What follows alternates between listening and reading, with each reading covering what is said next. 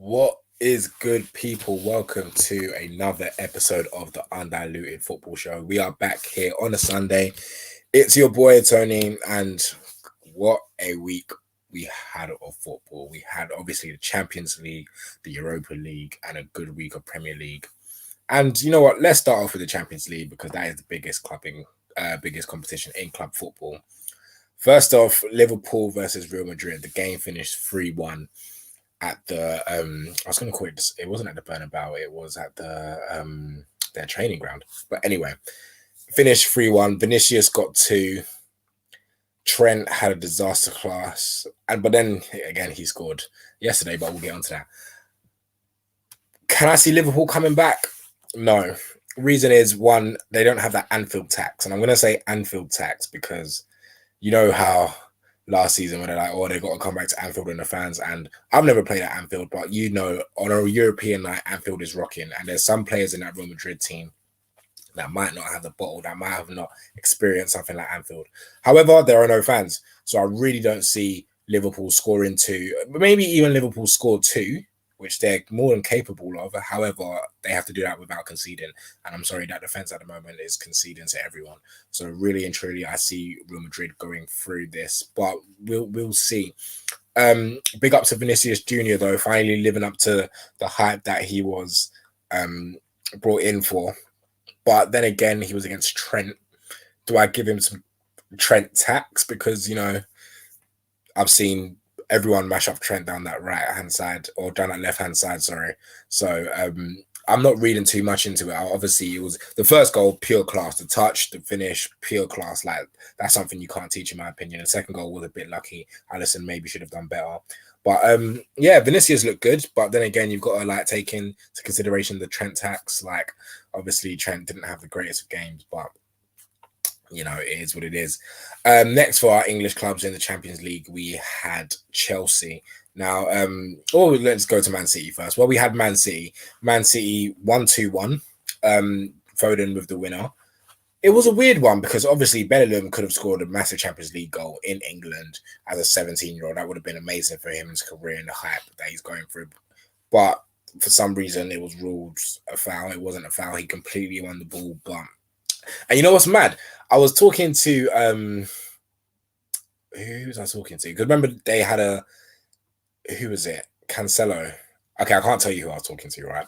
But I was talking to an ex-Man City player, and he was like, obviously pro Man City, and he was like, oh yeah, it's a foul. If I kick you there, it's a foul. I was thinking, nah, bro, like you played the professional game. I know you and I both. I told him, you and I, if that happened to you, that's not a foul. Like, yes, it hurts, but I think he won the ball fair and square. Do I see City going through the tie still? Yes, only because I feel like Dortmund didn't offer as much. Obviously, they got that equaliser, good link-up play by Haaland and Royce, and then Foden got the winner. Dortmund can still win. They can still go and score a goal. However, what we need to realise is that City can get that away goal, and Dortmund only got 1 away goal, so Dortmund are gonna have to like sharp shop, score 1, sharp shop, and not let City score, which is quite hard to say the least. But who knows? If I had to give a prediction, I would still say Man City go through in that into the semi-finals, but we'll see this week. In regards to Chelsea, good performance by Chelsea. I feel like I did say this on the last episode. Everyone knew Chelsea was going to win. Obviously, Porto are not a bad side, but they're not the greatest side. Everyone was saying that was a world-class finish by Mason Mount, or world-class for him to like score against Porto in the Champions League. It wasn't world-class. I feel like we're using that term very loosely now. For people that know me, I'm not a critic of Mason Mount. I just don't get the hype. Now, I'm not saying he's a bad player, and I think he's a bit overrated. And I always say, when I always talk about overrated that doesn't mean they're bad. I don't think he's a bad player. I think he's a good player. I feel like people just rate him more than what he does. Because everyone's like, oh yeah, but he brings this energy to the team. And I'm like, okay, but like, what do you do on the ball? Do you know what I mean? And then they'll be like, oh, he's good at this, but then it needs to improve. Someone said it the other day, like he needs to improve on his touches in the final third. And I was like, isn't that the position he plays? Like, isn't that his primary objective? Now, listen, I'm not going to go on to Mason Mount because I'm going to go off in a tangent. I'm not saying he's a bad player. I think he's a good player. but I feel like we're just overhyping him a bit too much, which Chelsea fans, they do that. That's their star boy, I guess. But anyway, big ups to Mason Mount and Chelsea. They look comfortable. They're probably going to be in a semi-final, which God knows how. But there you go. Chelsea are probably going to be in a semi-final. And the other semi-final, Bayern PSG. Now, if FIFA was a game, mate, that would be it. Big ups to Mbappe coming in. Well, not even big up to Mbappe, Neymar. I think Neymar had a better game than Mbappe. Obviously, Mbappe got the shine with the goals, but that first ball from the Marquinhos goal, that's just pure Neymar. Like Neymar at his best. Like I feel like, as I said, when it comes to world ranking of players, there's Messi, Ronaldo. I'm not saying who's higher because we're not getting into that conversation, but there's Messi, Ronaldo, and then just tier just below is Neymar, and then there's world class players. I've always that's how I kind of see it in my head. So we've got Messi, Ronaldo. We've got Neymar, who's just that tier below Messi and Ronaldo. Maybe even creeps into the Messi Ronaldo conversation if you guys want to put him up there, which I don't mind. But it's Messi, Ronaldo, not in particular order because we're not having a conversation. It could be Ronaldo, Messi. I'll say Ronaldo, Messi just so that no one knows who I prefer. But Messi, Ronaldo, Messi, Neymar just below, then world-class players. Then you're De Bruyne's, I was going to say Bruno Fernandes. Then you're De Bruyne's and like your Cruzes, your Modric, your those type of world-class players. That's where, but I feel like Neymar's above the world. Like if we put all the world-class players other than Messi, Ronaldo, I put them all on the list, you put Neymar will be number one in my opinion. So that's why I've always said Messi, Ronaldo, Neymar, then world-class players. But then once again, Neymar done his bits. Now, obviously, I know Lewa goal was missing, and trust me when I say this, if Lewandowski was playing, I feel like that game would have been a massive story. Bayern Munich had many chances to put that game to bed and had way too many shots, in my opinion. But they do go to the Parc des Princes. That should be a good game. I'm not sure if Lewandowski's back. Will they do it? I don't think so. I feel like PSG looked good. I thought if Poch wins the Champions League, I'll be livid. I'll be absolutely livid if Poch wins the Champions League. But that's just my agenda. But yeah, big up to PSG. I thought they done really well. I thought they played well. And big up to Mbappe and Neymar. I hope they do their thing as well. But yeah, next we're gonna go. I feel like Europa League. Arsenal, we'll quickly touch on Arsenal. Arsenal, typical Arsenal.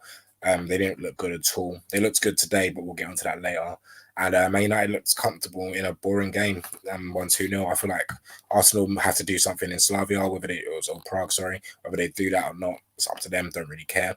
As a Man United fan, I'm practically, Granada didn't offer that much, and we didn't offer that much, and still won 2-0 somehow. So there you go. That's much Europa League. Roma had a good game though. Beat Ajax 2-1. Dusan Tadic did miss a penalty. He should have scored it. Maybe changed the tie, but who knows? Maybe it could be Man United Roma in a Champions League semi-final. We've seen them in a quarterfinal before, and then we slapped them 7-1. So who knows? Anyway, let's get on to the Premier League now. I think we'll do it in order. So we'll go on Friday's game, Wolves Fulham. Sorry, Fulham. I feel like you guys are going down. I love Scott Parker. I feel like he's a cool manager. I feel like he's a bit hipster. I like the way he dresses. I like the way Fulham play football. But it's a Norwich thing. I think I said this before. You can play good football in the Premier League. It doesn't mean you're staying up. Norwich were playing. Do you remember when everyone was having a Pookie party, Bendia and all them man were playing? And look at the ball. Look at the ball Norwich are playing now because they're coming back up.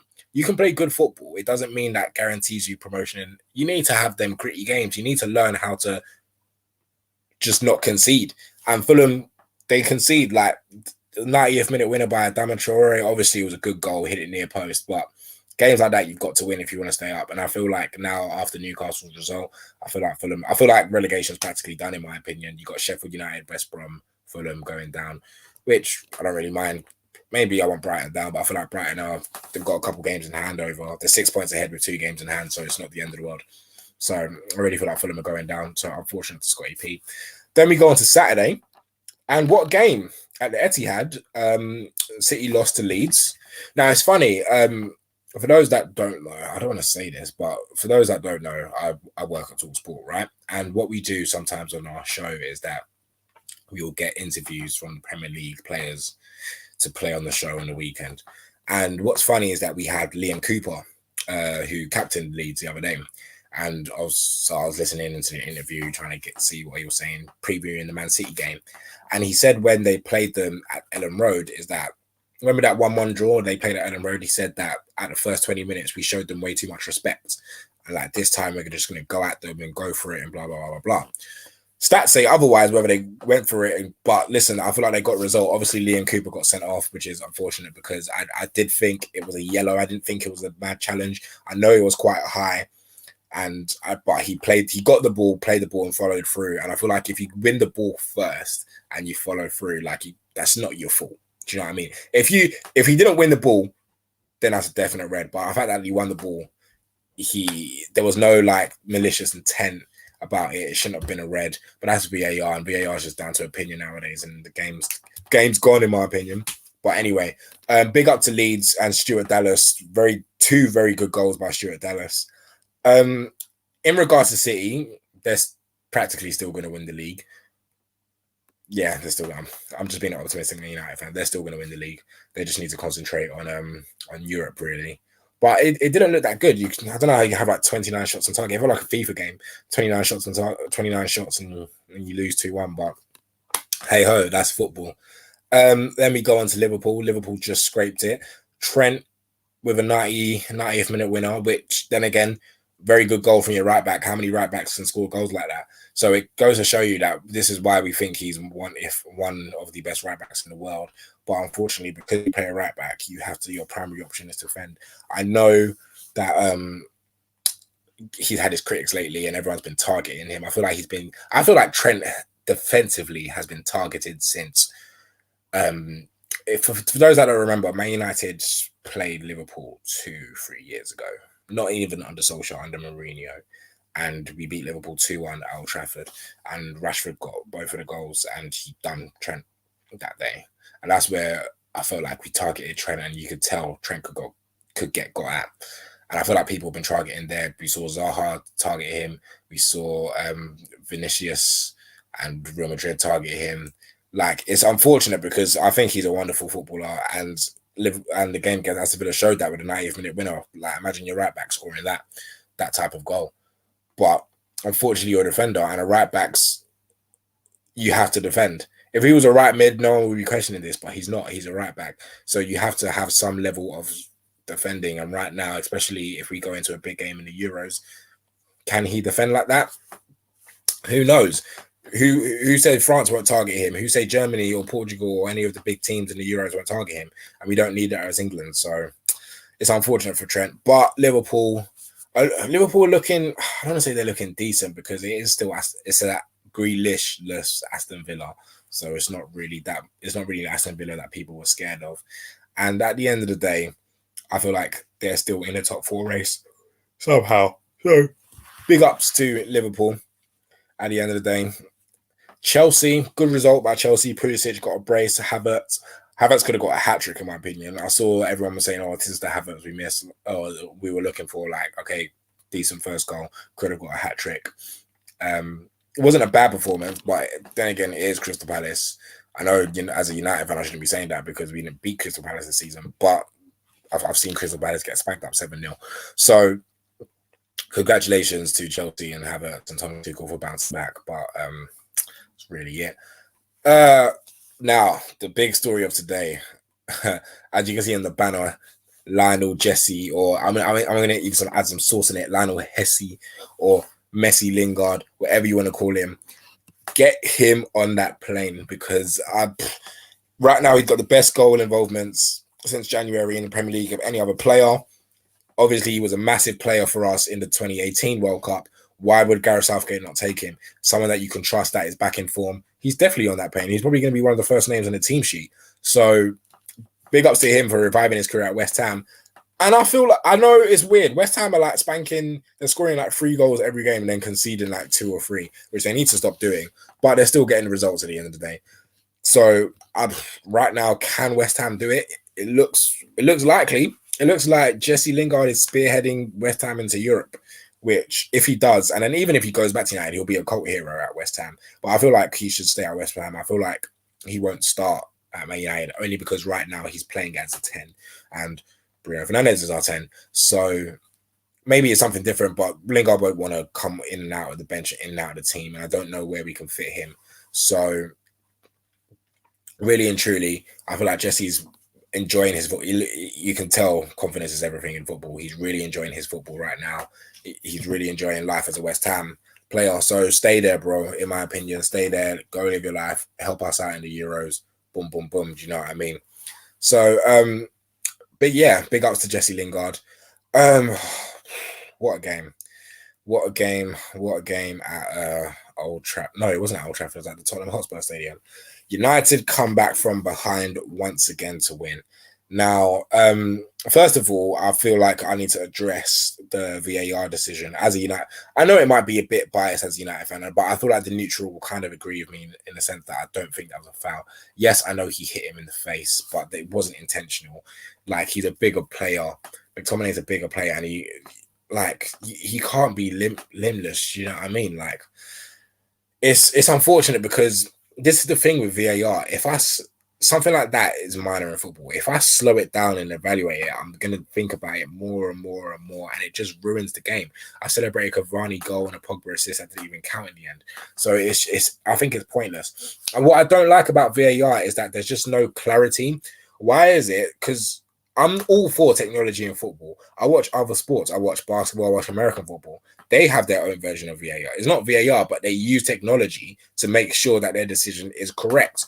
So I'm all for that. Why is it when it comes to VAR, there's just no clarity? It's not clear and concise. It's all just based on opinion. Like, I remember when Lindelof got manhandled, and that wasn't given for, and that was a goal, and then this goal got taken off. Like, have a byline. Like, there needs to be certain rules in place for VAR to just know, okay, if they're gonna look at this, I know it's a goal. Because I was like, oh, surely they can't give that away. And then people were like, oh no, they're definitely gonna give that away. Like, there's just no clarity with VAR, and that's the problem. I don't have an issue with action replay or instant replay or whatever type of technology in football. I'm here for it. It improves the game. And if other sports can do it, why can't football get it right? We're a global sport, and especially in the Premier League as well, we're the most watched league in the world. Why can't we get it right? Like, VAR is just adding unnecessary controversy, unnecessary nonsense to the game, and I'm not here for it. If we're gonna do this, we need to do it properly. But anyway, as a United fan, we still didn't need it because we still beat the Spurs 3-1. But yeah, it's a weird one because I saw that lineup. Well, I saw the lineup, and I was speaking to some Spurs fans today, and I said, okay, it's a big game. Obviously, we got spanked by Spurs 6-1 at Old Trafford, so I knew. And that midfield we played at Old Trafford was Matic, Pogba, Pogba, Fernandes. So I knew that this is our big game. Ollie's going to go to his big game tactic of that McFred pivot. And I was just like, oh, God, McFred pivot once again. Fred didn't have a good game, but scored a goal. McTominay didn't have the greatest of games either, but we got the job done. And I feel like Ollie's critics or United fans that want Ollie out, I feel like in games like this, we have to give it up. We have to give him his credit. I know we've had this season of the comeback kings of conceding first and winning games. And we still have this amazing away record so far in the league. But, like, it's just, I don't get it. Like, I get it in a sense, it shows resilience. And I'm happy that we have that in our locker now, that the players know that if we keep playing our game, we'll end up winning this game because it's good. It's good. Like, you can prepare for the worst. But I want us to play. Like, why do we have to go 1-0 down for us to start playing like that, to move the ball quickly? Why can't we start to dominate teams? Maybe we don't have the personnel yet. I don't know. But I feel like I need to talk about Paul Pogba. What man and match performance in the second half. I feel like he really took the game by the scruff of the neck. Like, that was the performance that people are asking Paul Pogba about. Greenwood got back on the goal sheet, on the score sheet, which was good. But the only thing I don't like about this, or what is to fit, is that for a big game like this, I feel like where Pogba played today, with like not that many defensive responsibilities, I feel like it worked because we could play through him, and he's better attacking than defending. We all know that. We all want Pogba near in and out the opposition box like Bruno Fernandes. But how do we fit that into the team? Because today we played him left wing. We play Pogba left wing. We play Rashford out position in right wing, and that doesn't work. And then because we need to have that McFred pivot to protect the defense. So where do we play? I don't want to play Pogba, and I've said this before. I don't want to play Pogba in the wing forever. We need to find a system where either we find a very good defensive. Well, this is why I said we need a very good defensive midfield, because I feel like United need to make a lot of signings. I know some people are saying we need to go for harder. We need to sign a striker. I don't think the striker is the main priority. I feel like the right wing, a defensive midfielder, because a very good defensive midfielder can do the same job as Mick Fred, in my opinion. And I want to see Pogba and Bruno as attacking eights. The position Pogba was at today is perfect for his game, because all he has to do is focus on that, and he can maybe do box to box, sometimes travel in the midfield. But if we have a 30 defensive midfielder that can pick up the interceptions, do the stuff that McFred do, wants the ball, pick up the dictate tempo, then we can let Pogba and Bruno do their thing and look at the game today. So I feel like a defensive midfielder is something we need desperately. Obviously, if Haaland's available and whatnot, like, you can't go out on that. But this is the thing. I don't know who we will sign. I'm not sure why we will do it. In regards to this thing, because we've seen this before, I feel like we saw this formation with Jose, in a sense that Pogba would play out of position and Jose would try and play this negative type of football. Well, I didn't even think we played negative type of football. I felt like, obviously, when I see that McFred pivot, we played it.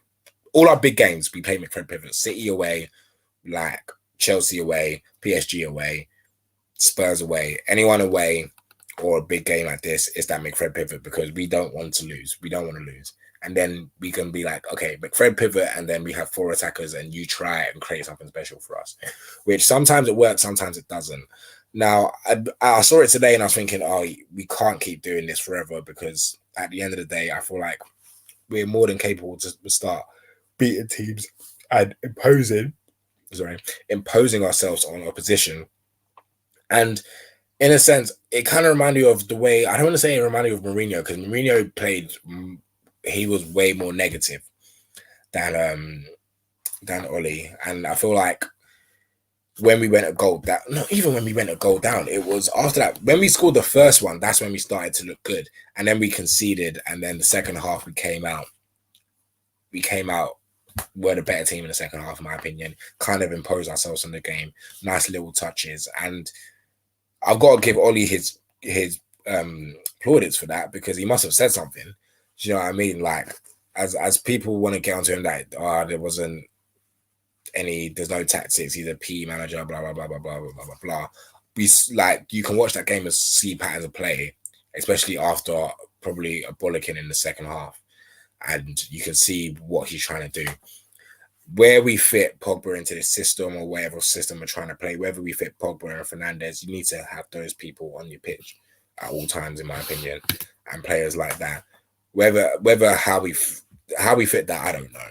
Whether Pogba stays, I don't know. But I'll look at the positives. I think it was a good result. I feel like, especially after going 1-0 down at Tottenham, it's a very good result for us, especially the way they dealt with us at Old Trafford. I feel like it was good for the players. And, stuff like that, it's not bad. It's not a bad win. You've got to take it on the chin. We're going 2-0 up. We're 2-0 up going to Old Trafford against Granada on Thursday. Like, it's Ollie's. We're in the right step. We're in the right direction. You know what I mean? As much as people want to say Ollie out or whatever, we're in the right direction. So we have to go with it. Thoughts on Kane, though. Does Harry Kane leave? I've said it time and time again. I feel like if Spurs don't get Champions League football, with this loss, it looks less likely. Does Harry Kane leave? I feel like he does. I feel like he has to leave for the sake of his career. I don't want him to go outside. I feel like, well, I don't really care, but I don't want him to go outside. I feel like he's a good enough striker to not go outside and not have any trophies. I know they have the Carabao Cup final in 2 weeks' time or whatever, but that's not enough, in my opinion. I feel like Harry Kane is better than a Carabao Cup final. However, I've got to deep it who signs Harry Kane. Harry Redknapp said it on TalkSport today. If someone wanted to sign Harry Kane off Daniel Levy, you're gonna have to give the King's ransom. So who's going to pay that? As last episode I said City, maybe United. I don't think United will pay that because he's got injury problems. And if you're going to pay that money for Harry Kane, you might as well slap it on Haaland. They're probably going to cost near enough the same. And if I have the choice of Harry Kane or Haaland, I'm going to go for Haaland only because longevity, age, etc., future planning makes sense. Do I see Harry Kane going? I feel like he might force a move out. If they don't get Champions League football, I feel like he might force a move out. I feel like he believes in Jose because Jose is the only manager with like a winning mentality. Whether his players have that yet, I don't know. But it's the history of the Tottenham. So do you know what I mean? That's what Tottenham do. But let's get on to El Clasico. Real Madrid now top of the league, which is crazy because, Real Madrid are top of the league now, which is crazy because I never would have expected it. I saw a stat that Messi hasn't scored in like how many El Clasicos now? Do I see Messi coming out? I don't know. But at the same time, I've got to consider that Real Madrid just looks better. It was a good goal by Benzema and Cruz, and obviously, who is it that scored for Barca? I think Mingueza or whoever. But it's a weird one because I put an ex footballer. I won't say names. We were talking about Real Madrid and Barcelona, and former Spain international, and he said to me that Real Madrid. He said when Barca and Atletico play, and when right now they have to be informed to win. To win important games, they have to be informed. They have to go with momentum. He said Real Madrid, they could be crap the whole season and then just come. Because not many people thought Liverpool were favourites somehow for that Real Madrid Liverpool tie. And even still, like with Barcelona, people didn't expect Real Madrid to win this El Clasico. Not many people have rated Real Madrid at the moment. But now we got to look at it and think, oh, like, Real Madrid are not too bad, you know what I mean? Real Madrid are not top of the table. I think Atletico are at the moment because they're drawing 1-1, but they're only 1 point behind now, and it's actually quite very close in the top of La Liga. I think only 2 points separate first, second, and third. So it's a tight race. If Real Madrid can win La Liga and Champions League, bigs up to them. But I feel like that's what Zidane does. Zidane knows just how to win games, bro. Do you know what it is? I don't know how he does it, but he just knows how to win games. We saw that when he three-peated the Champions League and took everyone for wasteman, that he just knows how to win games. And like cup competitions, big games like that, Zidane just knows how to win. Don't know how he does it. We've got to respect him as a manager because he's clearly doing something right and the players are still playing for him. Cruz and Modric are still balling somehow at this age. So we've got to give him his plaudits for that. But yeah, man, La Liga's looking decent at the moment. If Atletico are not careful, they're probably going to mess up. Are they going to mess up? In my opinion, yes. But that's Atletico. Before that, we'll quickly get on to Arsenal before we wrap up. Arsenal look good.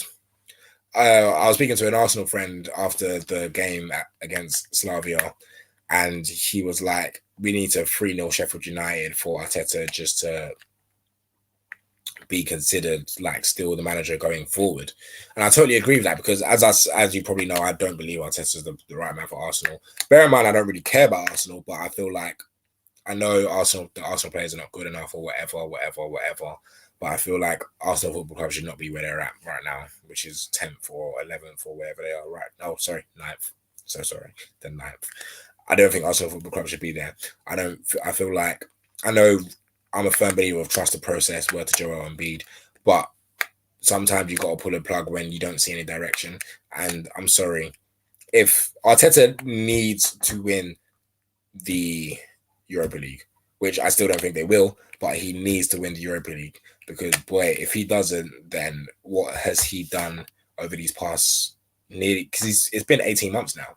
It's been more than 18 months. So what has he done? The players he's brought in, if you look at that, Cedric, Willian, those are players that Arteta has brought in. They haven't really done much. And then you're looking at Arsenal and you're thinking, where is this club going? Do we still need to back him? Do we need to pull the plug and get in another guy to rebuild? Because Arsenal Football Club should not be where they're at. You can't tell me Arsenal have the 9th best squad in the league.